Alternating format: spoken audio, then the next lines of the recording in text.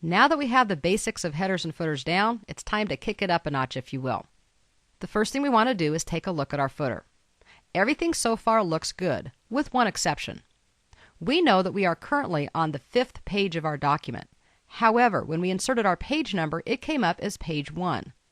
This can be very confusing and honestly very frustrating.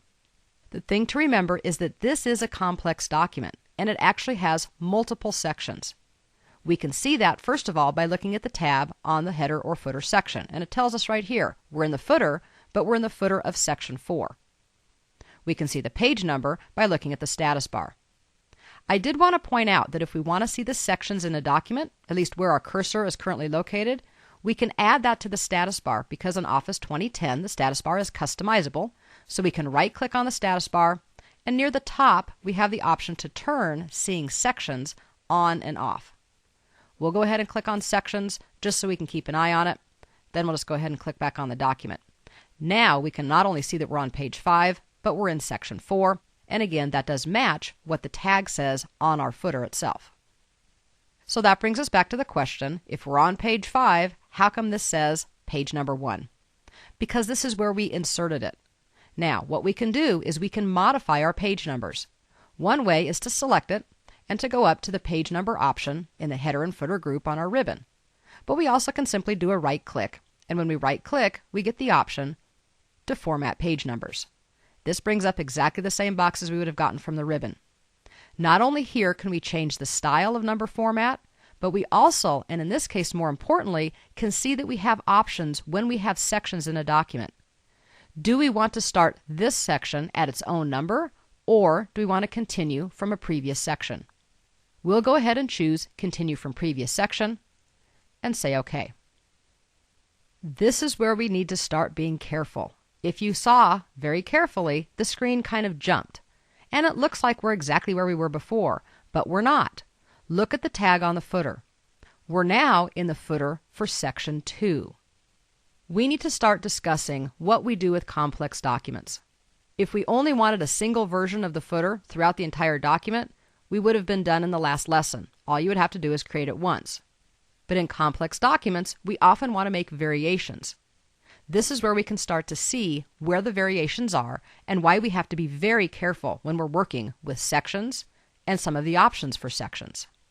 Let's take a look at our ribbon for just a second. There's a group called Options, and here there are a couple of checkboxes. Different first page, different odd and even pages. This is an important concept.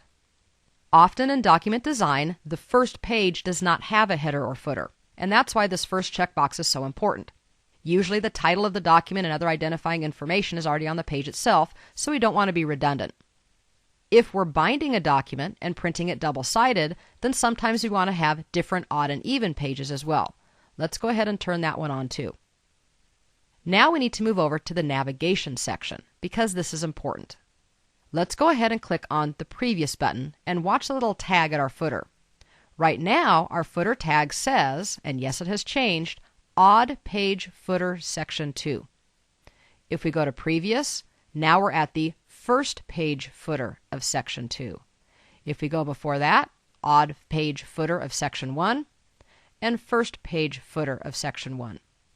This is really, really critical, and I can't really stress it enough to tell you that when you're working with headers and footers, when any one of these options are enabled, and when you have different sections, you need to pay attention. Otherwise, you're apt to change things in places you didn't want to and get very frustrated. So I always like to start at the top of the document. Ask ourselves, do we want anything in the footer for the first page of Section 1?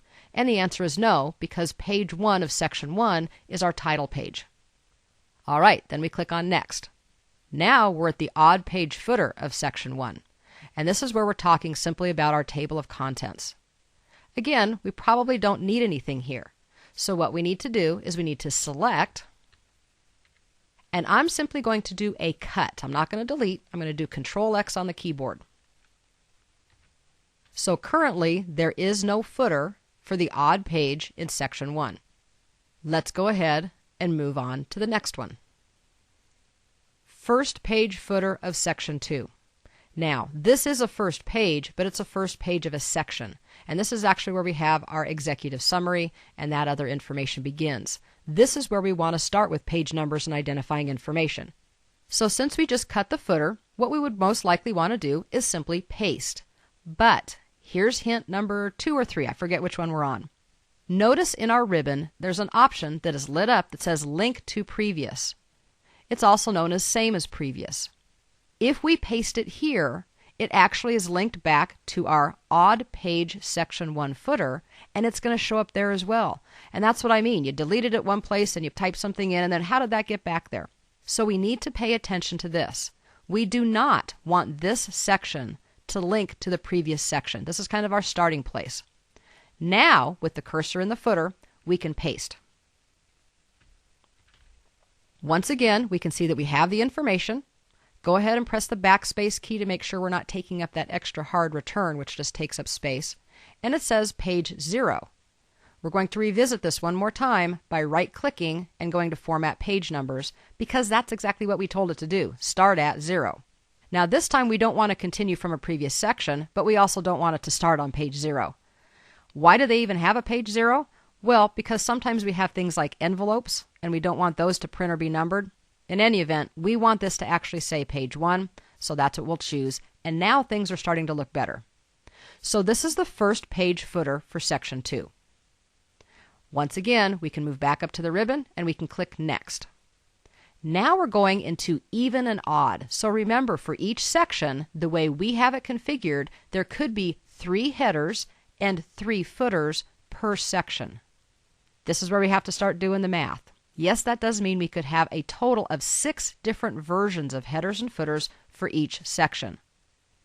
We have 4 sections in our document, so it doesn't take very long to see 6 times 4. We could have up to 24 headers and footers that we need to work with. Now notice that our link to previous is still on, but this is blank. That's because there was no even page footer in section 1. It was only 2 pages, so all we had was a first page and an odd page. We do again, though, want to go ahead and say, yeah, if we add another page, we don't want that to have all that format or that front information, so we'll unlink it. Control V, backspace to get rid of the extra space, and you can see that now by default, it's automatically saying page 2, which is good. So our first page for section 2 is done, our even page is done. Now we go to our odd page, and yeah, we need to do it just one more time. I know this seems really cumbersome, but it really does pay off, and we'll see why in just a second. We'll go ahead and modify this to continue numbering. And when we see that it says continue from previous section, once again it gets confusing and say, well, why isn't it then whatever page it should be? Let's go ahead and say cancel because we don't need to change this, but this is an important concept. Notice that we're not in section 2 anymore. We're now all the way down in section 4. In between our pages in our documents, we had a couple of section breaks. One of them was a continuous section break where we put in 3 columns. That's not something that's visual. It's not something where we would actually change the footer itself. It's just something that is there. So this may be a place where we need to say, yes, we do want to link this one to the previous section. When you do that, it gives you a little warning that says, okay, if you're going to link it to the previous one, then we're actually going to delete the header or footer that you currently have, and we're simply going to link it or basically connect it or copy it from the prior one. Is that really what you want to do? And we'll say yes. Bear with me for just one more explanation, because we have to remember that if we link it to something in a prior section, if that one was empty, even if the pages didn't exist, then this one is going to be empty as well. Now, because we do have it linked, we can go ahead and do our paste, just like we've done before, and continue manipulating this the way that we need it to be. When we get to the bottom of this actual document, or throughout this document, remember that we can make changes. If we wanted, for example, to add chapter headings or module headings, we could type that in any one of the areas that we have within the document footer itself. What's important is that if you're going to customize based on the section, that you do not link it to the previous. Because if I type in Module 4 here, it's going to make all of the ones that are linked to it Module 4. I wish we could spend a little bit more time talking about this because I know that it can be very confusing. But if I can give you just a couple of hints, The first is to make sure that when you're working with headers and footers, you pay attention to two things. First of all, the tags. What exactly am I editing? Is it a first page, an odd page, an even page? And then what section is it for? And secondly, make sure that you're aware of whether you are linking to a previous section or not. When you link, anything that you change in this one could cascade all the way up to all of the previous sections. If you want it to be different, then of course you want that to be turned off. You can simply use the check marks. If both of them are disabled, then you will have a single header or footer, possibly for each section, but a single header or footer all the way through the document. And of course the combinations here are really endless. With large documents, with many sections, with different options for each section, you can get very creative with how your headers and footers display. One of the last features is working with page numbers. We've simply put in consistent page numbering using regular old 1, 2, 3. But when you get to the aftermatter, things like a bibliography or appendices, you might choose to change the page numbering into things like Roman numerals, upper or lowercase letters. That's about as far as I can take you though, and the rest is going to be up to you and exactly how you're implementing it. So there you have it. I know this can be quite an involved process. It can have a lot of things going on, and this is where we really have to slow down and pay attention to where we are, what we're doing, and how things are linked. But once we do that, we have a truly powerful tool of creating dynamic professional documents with accurate and customized headers and footers throughout the long document itself.